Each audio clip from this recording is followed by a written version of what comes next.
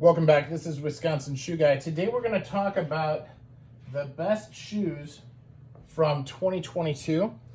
And I think they're interesting to look at a couple different categories for this. First, I didn't have a lot of ready-to-wear shoes that were in the year, but I did have a couple pairs. And if I look at it really carefully, the best pair that I had that was a ready-to-wear pair was these.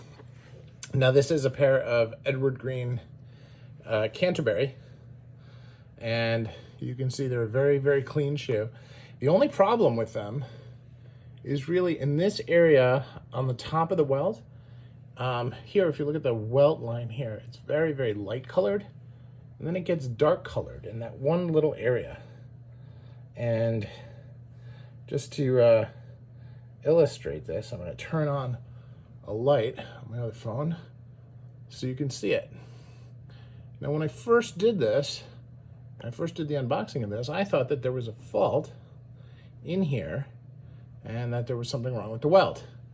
And then after a lot more careful inspection and a lot of time really looking at that area, I realized it's technically perfect. There's just a stain on the welt. So the shoes are classically perfect. I've worn them quite a bit. You can see I've kind of worn down the sheen on the sole, but not a lot. They've certainly had nothing but great micro creases on them. I have traveled with them. I've gone to different cities. I've done the 20-hour day thing. They're very, very clean. Square waist, flat sole, very classic, very, as high-end shoes go, simple. But all in all, a very, very well proportioned and extremely well executed shoe. And so, top of my ready to wear list.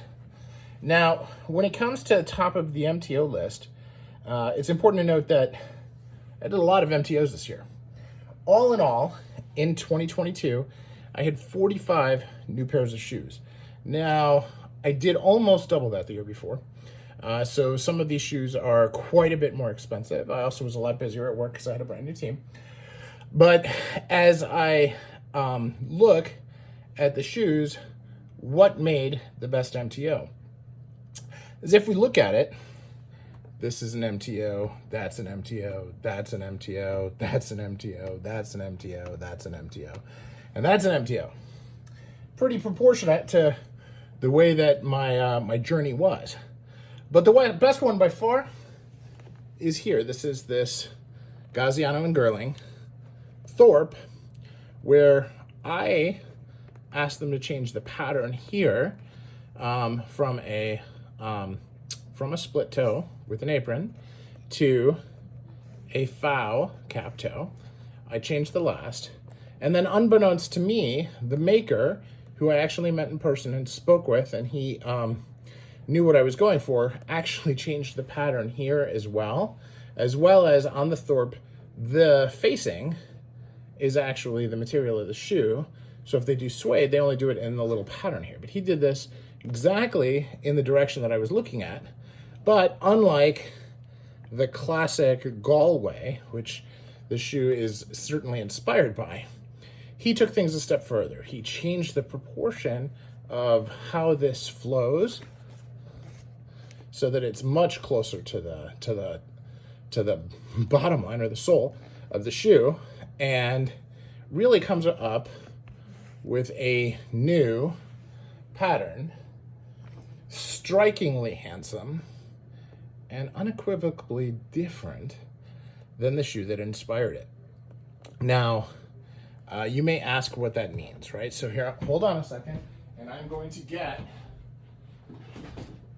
the Galway.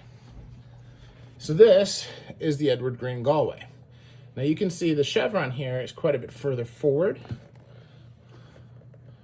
and higher on the Galway than it is on the Gaziano and Girling.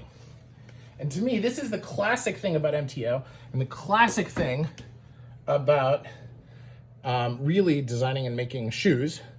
And I'm not designing the shoes for myself, but I do express my wishes to the shoemaker and try to use that as inspiration for them to design the shoes for me.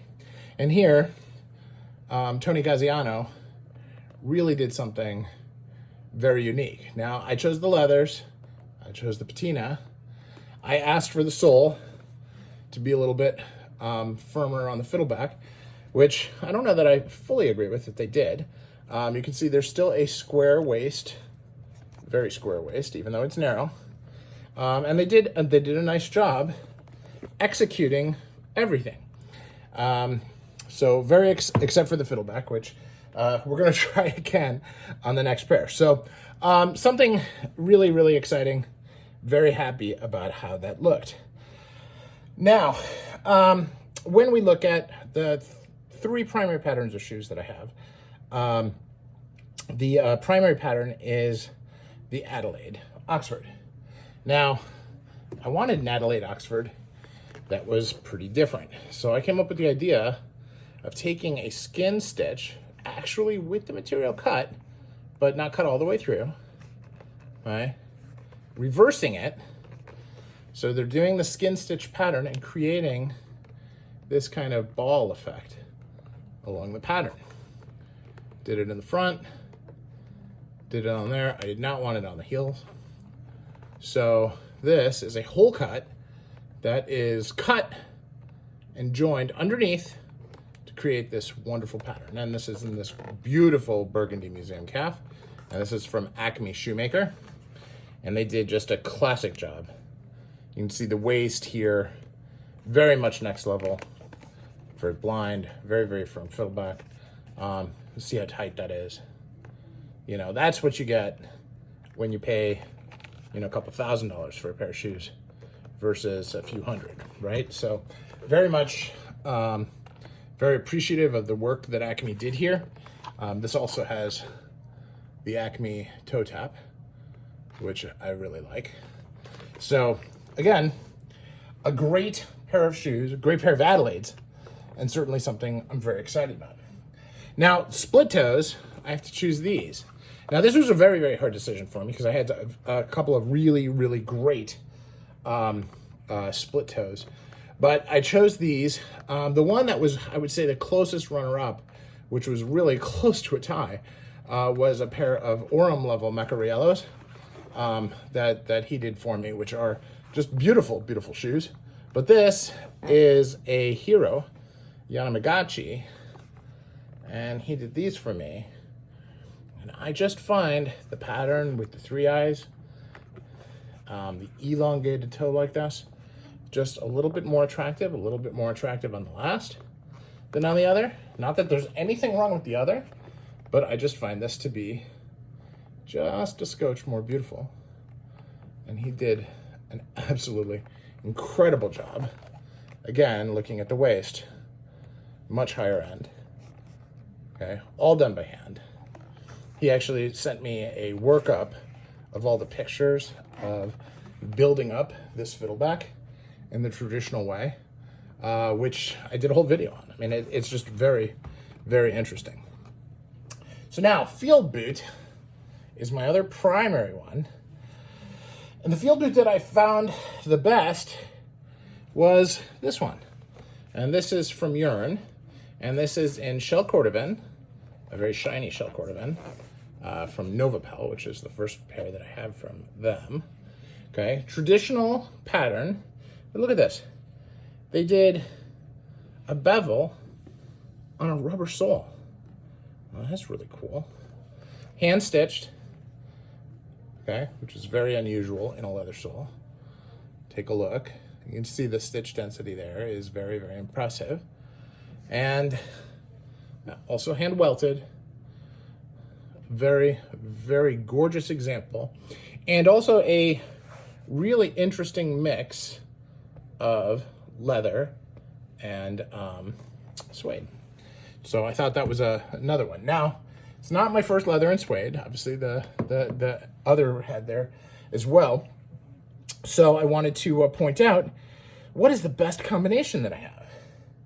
And the best combination is not with shell Cordovan and suede, but it's with this Nova Napa and suede. So Nova Napa looks a lot like Utah calf, kind of like a cross between Utah calf and maybe Hatch grain. Also from the Haas Tannery. Very, very beautiful. And here it is with a combination of this beautiful suede, and this is from Norman Villalta. Gorgeous skin stitch there. Okay. Just this epitomizes quality at this level of shoe. Just a really, really nice job. Now these are, if you pay the MTO fee, they're just north of $1,000. Very much in line with the Edward Greens, you know, in the top end of the Goodyear welted shoes. You know, Gaziano and Girling and a regular one, not an MTO, is not that far from that. Of course, boots are more expensive, and this was a little bit special as we look at it. Now, there are two others in here that I wanted to point out. And those of you who have been watching the channel for a while will know that I'm a huge fan of shell Cordovan. And I have to say that this is one of the nicest shell Cordovan boots that I own, or shoes. This is Ogawa shell Cordovan and is unlined. So I get to feel both sides of it, which is kind of exciting. And this was made for me from Midas, and just absolutely tremendously well executed. Now this is Norwegian with a welt, which is uncommon enough. And just really like the way that this whole piece was structured and put together. So nice sole, really good piece. So that was my best shell Cordovan. And then one of the things I've been looking for over the course of the year was an alternative to shell Cordovan that I really, really like. And so I tried one from Meermin. Actually, Meermin wanted me to try this and wanted me to try this thing. So they sent me this one for free, which is uncommon, but great. I'm grateful for. And this is Horsebutt. So I got a chance to try the Horsebutt leather.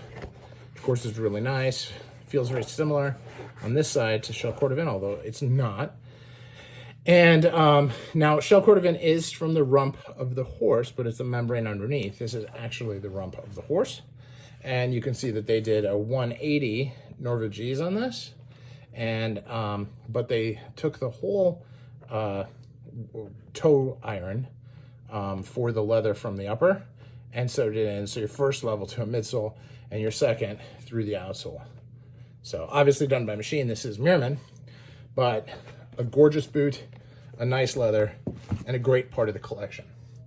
So that is 2022 in review, the best of the best. Another honorable mention that I didn't have here to show is my favorite exotic, and that would be a pair of Kangaroo boots I got from Cru. Just exciting pair of boots, and something that I'm also very thrilled with. So that is today. Thank you for watching. Please tune in again.